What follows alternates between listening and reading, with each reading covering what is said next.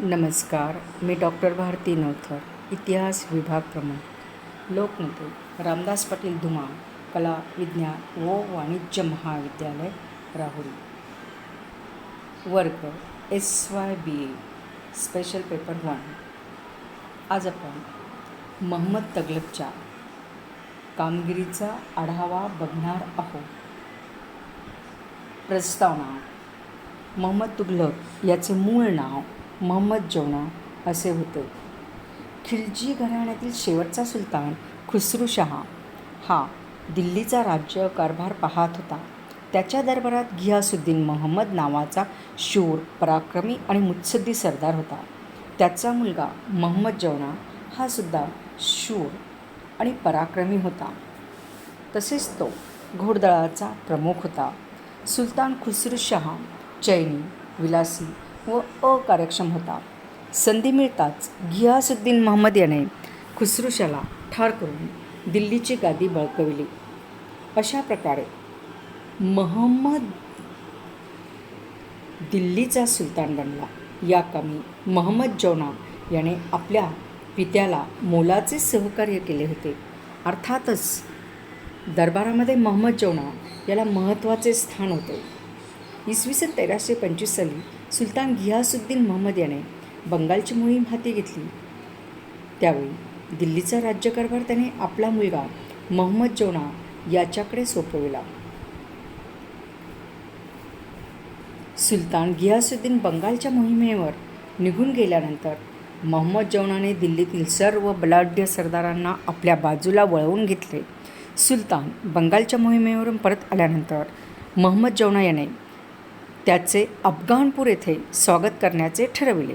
महम्मद जौनाने तेथे आपल्या पित्याला विश्वासघाताने ठार केले. महम्मद जौनाने स्वतःला महम्मद तगलक असा किताब धारण केला आणि दिल्लीचा सुलतान बनला. अशा प्रकारे 1325 महम्मद तगलक दिल्लीच्या गादीवर आला. गादीवर येताच त्याने अनेक देणग्या, पदव्या, जहागिऱ्या देऊन बलाढ्य सरदारांना आपलेसे करून घेतले आणि राज्यकारभाराला सुरुवात केली. महम्मद तगलकचे अंतर्गत धोरण. या अंतर्गत धोरणामध्ये पहिला आकडा आपण बघणार आहोत आर्थिक सुधारणा. आर्थिक सुधारणांमध्ये गंगा यमुना नदीच्या प्रदेशात करवाढ, सरकारी शेती, तांब्याची नाणी. प्रथम, गंगा यमुना नदीच्या प्रदेशात करवाढ का केली ते आपण बघणार आहोत. राज्याची आर्थिक स्थिती सुधारण्यासाठी गंगा यमुना नदीच्या प्रदेशात केलेली करवाढ ही त्याची पहिली योजना होती. शेतीमध्ये सुधारणा करण्यासाठी जमा खर्चाचा मेळ घालण्यासाठी प्रांताच्या सुभेदारांकडून महसूल दप्तराची मागणी केली आणि महसूलमध्ये एकवाक्यता आणण्यासाठी प्रयत्न केला. गंगा यमुना नदीच्या प्रदेशात सुपीक असल्यामुळे आणि तेथे बंडखोर हिंदू राहत असल्यामुळे या प्रदेशात करवाढ करण्यात आली. त्यातच दुष्काळ पडला. सर्वसामान्य जनतेला कर देणे अशक्य झाले. सरकारी अधिकारी जबरदस्तीने कराची वसुली करत होते. त्यामुळे अनेक शेतकरी लूटमारीकडे वळले. ही गोष्ट सुलतानाला समजताच तेथील करवाढ रद्द करण्यात आली. महम्मद तगलकने दुष्काळग्रस्तांना अन्नधान्याचा पुरवठा केला, परंतु फार उशीर झालेला होता. दुसरा आकडा आपण बघणार आहोत सरकारी शेती. शेतीचे उत्पन्न वाढविण्यासाठी महम्मद तगलकने शेतकी खाते सुरू केले.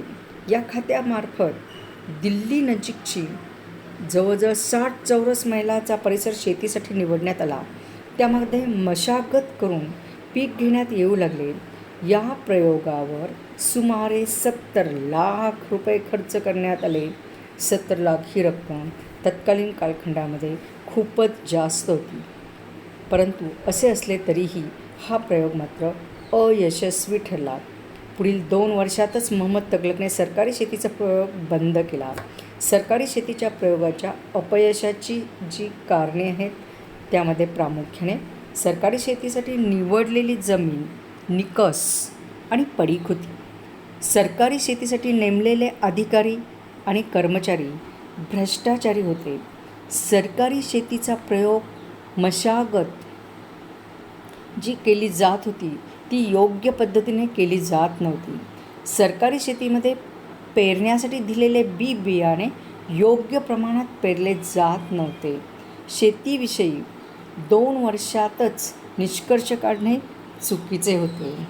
एकंदरीत सरकारी शेतीसाठी दिलेला पैसा, दिलेले अधिकारी, त्याच पद्धतीने वापरलेले बियाणे या बाबतीमध्ये संबंधित अधिकाऱ्यांनी योग्य ती काळजी घेतलेली दिसत नाही आणि त्यामुळे हा प्रयोग अपयशी ठरलेला आपल्याला दिसून येतो. आर्थिक सुधारणांमध्ये शेवटचा मुद्दा आपण बघणार आहोत, तांब्याची नाणी किंवा महम्मद तगलकचे चलन बदलीचे धोरण. अर्थात हेही धोरण अपयशीच ठरलेले आपल्याला दिसून येते. चलनामध्ये सुधारणा करण्यासाठी महम्मद तगलकने तांब्याची नाणी सुरू केली. त्यासाठी विशिष्ट आकाराचे तांब्याचे नाणे तयार करण्यात आले. त्यावर किंमत कोरण्यात आली. या नाण्याचा उपयोग चलनामध्ये करण्यात येऊ लागला. हे नाणे पाडणे इतके सोपे होते की लोक घरोघर नाणी पाडू लागले. त्यामुळे जवळजवळ प्रत्येक घर टांगसाळ बनले. लोक कर देताना सोने आणि चांदी घरी ठेवी तांब्याची नाणी कराच्या रूपाने भरू लागले. त्यामुळे सरकारी खजिन्यातील सोने संपले आणि खजिन्यात तांब्याच्या नाण्यांचा खच पडला. ही चूक लक्षात येताच महम्मद तगलकने ताबडतोब तांब्याची नाणी बंद केली आणि चलनामध्ये सोन्या चांदीचा वापर होऊ लागला. ब आकडा आपण बघणार आहोत, राजकीय सुधारणा. त्यामध्ये 1. राजधानीचे स्थलांतर. राज्यकारभारात सुसूत्रता आणण्यासाठी आणि सर्व राज्यावर नियंत्रण प्रस्थापित करण्यासाठी महम्मद तगलकने आपल्या राजधानीच्या स्थलांतर करण्याचा निर्णय घेतला. त्याने आपली राजधानी दिल्लीहून दौलताबादला नेण्याचे ठरविले. जर आपण राजधानीचे स्थलांतर केले तर परकीय आक्रमणाचा धोका राहणार नाही. तसेच दक्षिण भारतातील राज्यावरही नियंत्रण ठेवता येईल असे महम्मद तगलकचे मत होते. म्हणून त्याने सर्व लवाजम्यासह दिल्लीहून दौलताबादला म्हणजेच देवगिरीला प्रयाण केले. यावेळी हजारो लोक मृत्युमुखी पडले. देवगिरीला गेल्यानंतर त्याला अनेक अडचणींना तोंड द्यावे लागले. तेथे लोकांच्या राहण्याची सोय नव्हती, पाणी पुरवठ्याची सोय नव्हती, अन्नधान्याचा साठा करून ठेवलेला नव्हता. तेथे गेलेल्या लोकांसाठी तात्पुरती व्यवस्था करण्यात आली, परंतु रोगराई पसरली. म्हणून महम्मद तगलकने आपला बेत रद्द केला आणि सर्व लोकांसह तो पुनश्च हरिओम म्हणजेच दिल्लीला आला. यातून महम्मद तगलकचा लहरीपणा दिसून येतो. राजकीय सुधारणांमधला दुसरा मुद्दा जो आहे तो म्हणजे परकीय आक्रमणाला तोंड. महम्मद तगलक हा शूर आणि पराक्रमी होता. लष्करावर त्याचे नियंत्रण होते. वास्तविक पाहता महम्मद तगलकला जास्त परकीय आक्रमणाला तोंड द्यावेच लागले नाही. इसवी सन 1328 साली मोगलांनी भारतावर आक्रमण केले. त्याला महम्मद तगलकने यशस्वीरित्या तोंड दिले. इथे मात्र महम्मद तगलकला यश मिळालेले दिसते. तिसरा आपण मुद्दा बघूया, स्वतंत्र राज्याचा उदय. महम्मद तगलकने अनेक प्रयोग केले. त्यामुळे राज्यात गोंधळ निर्माण झाला, अशांतता, अराजकता निर्माण झाली. या संधीचा फायदा घेऊन अनेक राज्ये स्वतंत्र झाली. 1336 साली विजयनगरचे राज्य, 1347 साली बहामनी राज्य, बंगाल, वरंगळ, द्वारसमुद्र इत्यादी राज्ये स्वतंत्र झाली. महम्मद तगलकला या राज्यावर नियंत्रण प्रस्थापित करता आले नाही. याच काळात तुर्की सम्राटाचे विघटन होऊन ते लयाला गेले. पुढचा आकडा आपण बघूयात, क आकडा, धार्मिक धोरण. महम्मद तगलक हा उदार आणि धर्मसहिष्णू होता. धर्मशास्त्राच्या अभ्यासामुळे त्याचा दृष्टिकोन विशाल बनला होता. मुळातच स्वतंत्र वृत्तीचा असल्यामुळे इतर धर्मावर प्रभाव पाडणे त्याला पसंत नव्हते. त्याने धर्मगुरूंचे म्हणजेच काझींचे राज्यकारभारावरील नियंत्रण नष्ट केले. त्याने धर्मनिरपेक्ष सत्ता निर्माण करण्याचा प्रयत्न केला. धर्मगुरूंना दिलेल्या सर्व सवलती रद्द केल्या. प्रसंगी गुन्हेगार धर्मगुरूंना कठोर शिक्षा केली. हिंदूंशी त्याची वर्तणूक चांगली होती. काही हिंदूंना त्याने उच्च पदावर नेमले होते. आता आपण पुढचा आकडा बघूया. आकडा परराष्ट्र धोरण. महम्मद तगलक शूर आणि पराक्रमी सुलतान होता. आपल्या सैन्यावर त्याचे नियंत्रण होते. प्रचंड फौज होती. इतर सुलतानाप्रमाणे चीन, खुरासान इत्यादी देश जिंकण्याची त्याची महत्त्वाकांक्षा होती. खुरासान अमीरांच्या आग्रहाने महम्मदने 3,70,000 सैन्य तयार केले. या सैन्याला 1 वर्षाचा आगाऊ पगार देण्यात आला, परंतु काही दिवसांनी काही कारणांमुळे ही मोहीमही रद्द झाली. मात्र या मोहिमेमुळे प्रचंड खर्च झाला, परंतु काहीही निष्पन्न झाले नाही. त्याचप्रमाणे महम्मद तगलकने चीन देश जिंकण्याचा प्रयत्न केला, परंतु त्यामध्येही त्याला अपयश आले. या मोहिमेमुळे महम्मद तगलकच्या सैन्याची मोठ्या प्रमाणात हानी झाली होती. इसवी सन 1337 ते 1338 साली महम्मद तगलकने कराजल या पर्वतमय प्रदेशाची मोहीम हाती घेतली. या ठिकाणी हिंदूंचे राज्य होते. महम्मद तगलकला हा प्रदेश जिंकता आला नाही. उलट डोंगरदऱ्यांमध्ये लपून बसलेल्या कराजलच्या सैन्याने महम्मद तगलकच्या सैन्यावर प्रतिहल्ला केला. तुर्क सैन्याला पळ काढावा लागला. महम्मद तगलकच्या परतणाऱ्या सैन्यावर प्रचंड हल्ले करण्यात आले. त्यात मोठी हानी झाली. 1328 ते 29 साली मोगल सरदार शिरीन याने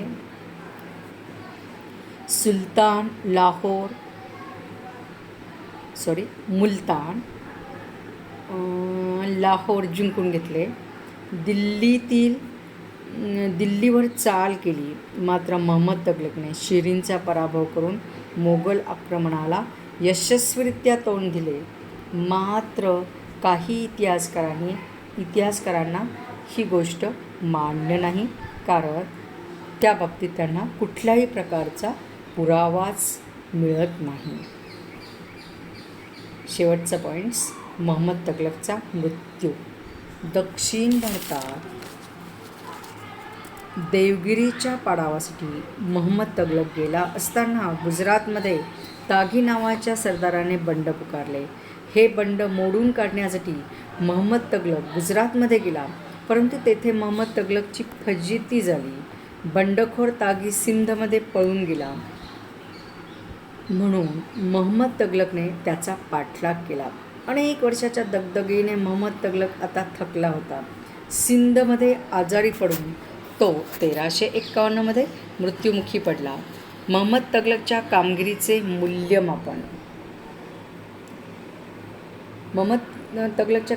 मूल्यमापन केले असता असे लक्षात येते की त्याचा स्वभाव व त्याने केलेल्या गोष्टी यामुळे त्याची कारकीर्द वैशिष्ट्यपूर्ण ठरली. आर्थिक सुधारणांसाठी त्याने अनेक उपक्रम हाती घेतले, परंतु त्याच्या विचित्र स्वभावामुळे सर्व प्रयोग फसले. त्याच्या स्वभावात परस्पर विरोधी गुणांचा समुच्चय झालेला दिसून येतो. म्हणूनच इतिहासकार त्याला वेडा महम्मद असे म्हणतात. लोकांवर उपकार करणे त्याचबरोबर त्यांना धारेवर धरणे या दोन्ही गोष्टी तो एकाच वेळी करीत असे. म्हणून इतिहासात तो वेडा महम्मद किंवा लहरी महम्मद या नावाने ओळखला जातो.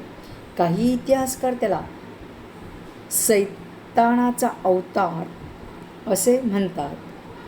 इतिहासकार मेहंदी हुसेन म्हणतो, महम्मद तगलक हा फार मोठा कल्पक आणि जनकल्याणाची तळमळ बाळगणारा राज्यकर्ता होऊन गेला.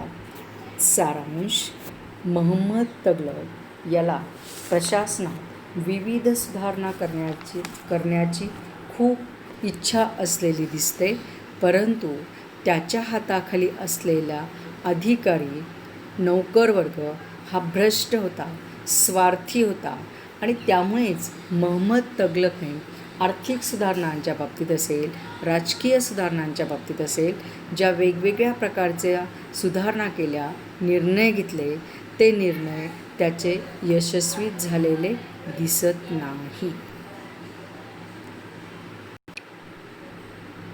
धन्यवाद.